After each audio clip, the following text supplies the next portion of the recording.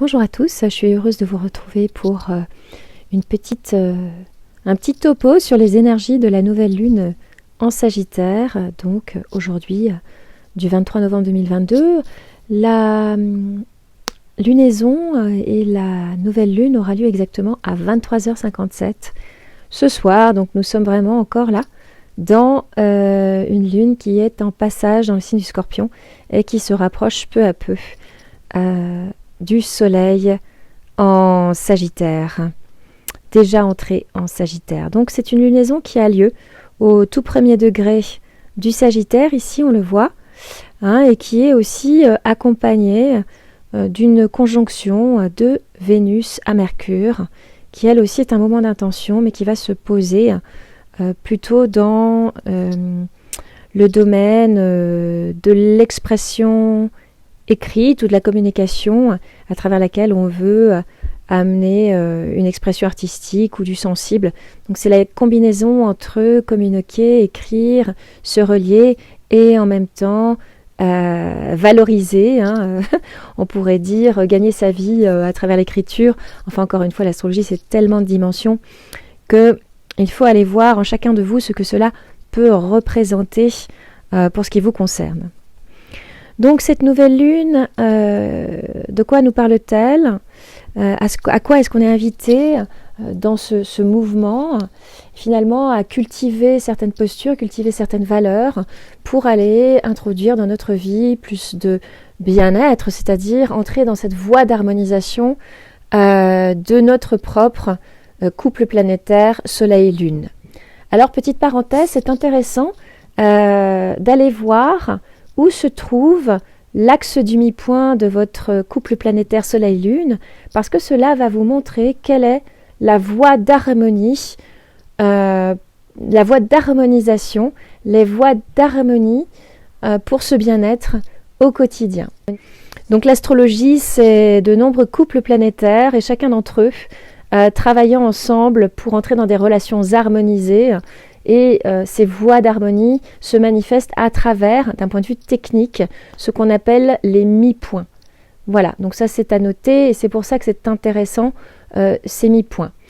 Le fait d'en faire une astrologie en tant que telle m'interroge un peu, mais pour moi c'est plus davantage un élément de l'interprétation du thème astrologique qu'on peut intégrer à notre pratique d'une astrologie tout à fait, j'allais dire entre guillemets, traditionnelle, ou symbolique, ce qui est à mon sens l'essence même de l'outil. En préparant cette nouvelle lune, parce que j'ai aussi écrit un article que je publierai en parallèle, ce qui est ressorti d'un point de vue, ce qui ressort principalement, l'essentiel des dynamiques de cette nouvelle lune sont autour effectivement de ce trigone Jupiter-Neptune et de la lunaison. On a une empreinte assez mystique. Alors ça peut être une empreinte mystique, spirituelle, ou même qui voudrait tendre vers davantage d'humanité, davantage de bienveillance. Ça peut se poser comme une qualité de moment qui nous amène à toucher du doigt quelque chose de la bénévolence de la vie, d'une forme de grâce, de compassion. Et il est possible donc sous ce ciel de vivre, je dirais, dans notre mouvement ce type d'énergie, ce type de situation.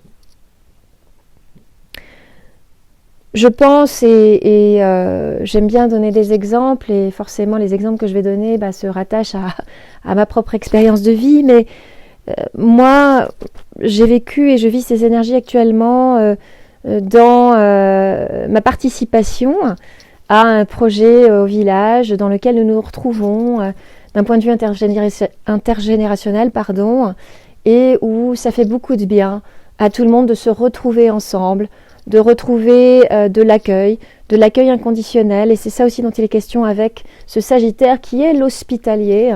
Et j'espère que ce n'est pas l'hôpital qui se fout de la charité, bien que ce soit beaucoup ce qu'est devenu le Sagittaire à notre époque. Donc nous sommes ici dans une dimension de retrouver de la connexion humaine et ces énergies vont nous inviter à aller dans ce sens et, sans faire de mauvais jeu de mots, aussi d'aller donner du sens et trouver du sens à nos trajectoires, à venir interroger les motivations que nous avons à nous lever le matin. À quoi donc sert tout ça? Quel est le sens de la vie? Voilà aussi ce qu'interrogent invariablement les énergies sagittaires, si tant est qu'on se situe à ce plan de questionnement. L'ascendant Verseau, pas du tout, l'ascendant Vierge, de cette nouvelle lune nous parle de la façon dont on va avancer vers la réalisation de ces objectifs de partage, d'accueil, et puis aussi peut-être de transmission, puisque le Sagittaire est aussi l'enseignant. Et la façon dont on va pouvoir avancer vers cet objectif, ce sont donc ces valeurs vierges de la méthodologie, de la discrimination et du discernement, de l'analyse, de la synthèse. Et ça, en tant que tel, ça va nous permettre de pouvoir relier quelque chose qui nous amène à expérimenter l'unité. Donc ça peut être un petit peu paradoxal, mais en partant de quelque chose qui découpe, quelque chose qui est attaché à une technique, eh bien on peut entrer dans l'inspiration, on peut entrer dans une expression qui touche au divin et à l'unité de toute chose. L'astrologie, par exemple, c'est d'abord une technique et après on peut, dans l'interprétation, venir toucher quelque chose de plus grand que soi. On a aussi la musique, c'est une technique, un langage au départ. Le français également, on peut utiliser la langue française pour inspirer ou désespérer. Ça, c'est aussi tous les possibles qui sont en permanence en train d'être manifestés à un instant T, quel que soit, ou plutôt en fonction de notre plan de conscience. Maintenant, je vais vous parler de ce qui peut être un levier clé pour nous aider à aller manifester le meilleur de ces énergies, c'est-à-dire ces énergies qui seraient manifestées dans l'ouverture du cœur. Parce que rappelons-le, l'essentiel de notre vie d'homme, c'est d'entrer dans cette ouverture du cœur qui a été fermée par toutes les violences, par toutes les croyances, par toutes les expériences et les épreuves qui ont pu nous faire connaître l'humiliation, le rejet et tous ces moments où, parce que nous ne savons pas qui nous sommes, à un moment nous avons pu croire que nous n'étions pas assez ceci ou pas assez cela pour avoir une place avec les autres. Donc, je reviens ici à la clé qui va nous permettre de sortir des mensonges à soi, puisque sous ce ciel, Neptune étant en aspect du Sagittaire, le boni-mensonge, les boni-menteurs sont aussi de la partie, et que si nous avons envie d'aller vers une vie qui soit libérée finalement de ces peurs de déplaire, de ces peurs de manquer d'amour, de ces peurs de manquer d'argent, eh bien c'est notre peur de la misère, de la pauvreté qui est un enjeu clé ici, pour nous libérer de nos impostures, c'est-à-dire de ces mensonges à soi que nous cultivons par peur, par peur d'être abandonnés tout simplement. Donc ici, c'est la clé Phallus qui va nous aider, qui est l'endroit où se joue notre capacité d'entrer dans une expression plus saine, plus en santé par rapport à notre corps sentimental, c'est-à-dire Vénus.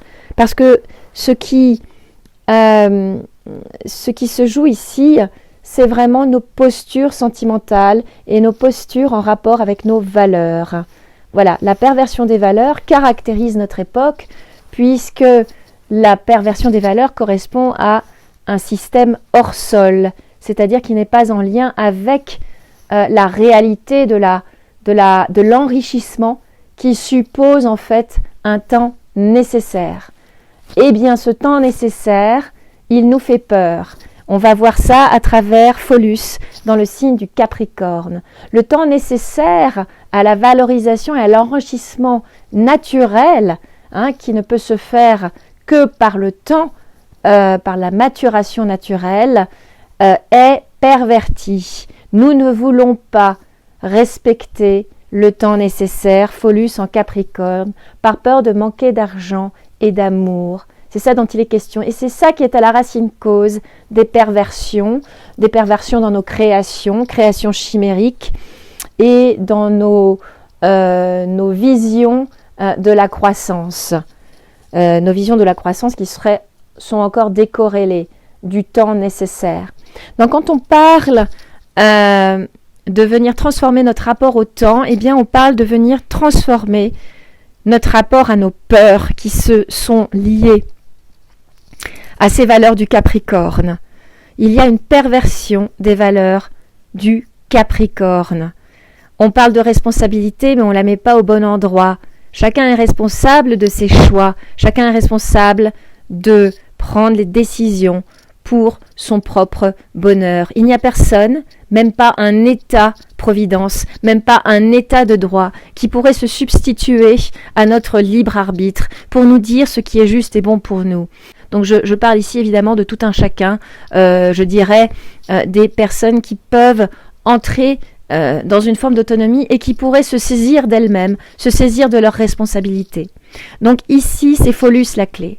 C'est Phallus la clé d'une vie vécue dans plus d'accueil inconditionnel, plus de grâce et aussi plus de gratitude. Gratitude pour ce que nous avons là déjà, dans l'ici et maintenant, même si ce n'est pas idéal, même si ce n'est pas tout ce que nous aurions voulu, même si ce n'est pas la richesse que nous aurions désirée tout de suite à cet instant T. Je m'interromps parce que j'étais un peu partie là. Donc ce Phallus en Capricorne est la clé. C'est une clé pour le collectif qui va marquer nos générations à venir. Alors j'ai plus en tête les éphémérides exactement, je regarderai, mais on en a au moins pour 20-30 ans de Phallus en Capricorne. Donc le levier clé de la restauration à notre unité, à notre beauté, à nos valeurs et à une abondance féconde. Féconde parce qu'elle est produite à partir d'un ancrage dans la réalité du temps nécessaire à la vie en santé. Eh bien, c'est à cet endroit que nous sommes invités à creuser. Je terminerai là-dessus et je vous souhaite à tous donc une bonne nouvelle lune. Regardez bien où se trouve la conjonction Soleil-Lune dans votre thème, dans quelle maison elle atterrit. Et si vous ne savez pas, eh bien, vous pouvez évidemment me consulter, soit par guidance écrite, soit en consultation pour faire un point aussi. C'est toujours l'occasion à la nouvelle lune de faire le point sur sa vie et sur le chemin. Donc à très bientôt et merci. Au revoir.